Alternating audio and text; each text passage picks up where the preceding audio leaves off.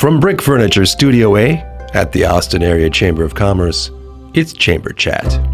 Hi, this is Elaine Hanson. I'm with the Austin Area Chamber of Commerce and excited for our Chamber Chat today with Sandy Anderson of Sandy Anderson Consulting. Hi. Hi. Great to see you. Good to be here. Good to be here. So tell us more. What does that mean, Sandy Anderson Consulting? I do both consulting and coaching. Really, my work is around building resiliency, really helping teams and individuals, organizations to really figure out how they can build strength and stability to face the challenges, because as we know, right? A lot of challenges. Yeah. For me, coaching is very active, very interactive. It's about saying, here's kind of what the situation is. Let's identify the struggle. Let's look at where you want to move. And then how do we get from here to here? Like practical strategies that you do. So for coaching, every coaching session ends with an experiment. Like based on that session, being able to say, like, what is an actionable thing that you can do between now and there to help you move towards what you've identified that you want more of. I do that through, trainings, consults with teams, coaching, leadership coaching, personal coaching, and have expanded that actually into parent coaching. When I'm working with teams, what I do is I first help, I sit down, I actually do a no-cost discovery where we determine what is it that are the desired outcomes. Like what are the current challenges, what are areas that they want to move towards, and then we design the training around that. In essence, it's really similar for families as it is for teams. Like I always ask the question, like, how do we build capacity? How do we build clarity? How do we create connections? Because it's those three things that really help us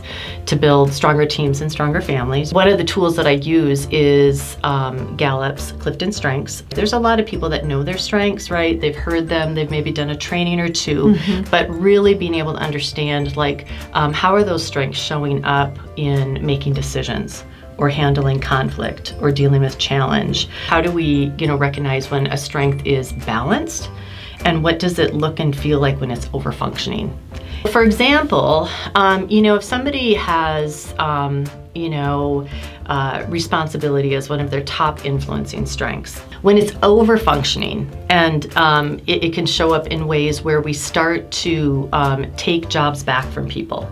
We start to not delegate effectively. So we literally can rob people of their ability to grow in responsibility and to equip them to do skills. So I see that in parenting, right? We can see it where, it's so hard for me to watch my kiddos struggle with tying their shoe, so I'm just gonna get them Velcro shoes. Well, that's great, but we don't want them to go to college in Velcro shoes. But it is that, how do we equip them, right, to take on that responsibility that's appropriate for them? How do I build resiliency in myself and how I lead so that I can lead others with greater resiliency, helping them to take responsibility, not taking on the things that aren't theirs to take on. This might be a very elementary question, but you use the word resiliency. In your mind, how are you defining resiliency? Yes, I think that's a really good question, because I think a lot of people define resiliency as bouncing back, and I don't.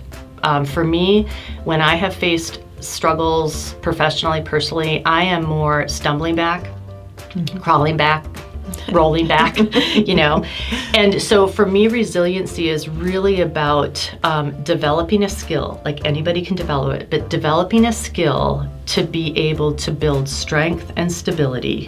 What are the things that we most need to leave with today? Okay, everybody faces a challenge, right? And so one of the things that I've found is that for most of us, what we do is we think about the challenge, how much we don't like the challenge, how much we want the challenge to go away, who is the challenge, where is the challenge, all of those things, right? And we put a lot of energy into that. So one of the things I would, as a takeaway, is that whatever challenge it is, one, first identify it. And if you're working with a team, be clear on what that challenge is, because not everybody necessarily is clear on what the challenge is, right? And then ask these questions. What about that challenge can I change or control? What about this challenge can I not change or control? And what about this challenge can I influence? So I would say spend more time on what you can control and what you can change, and then build your next steps from that. Wow, great.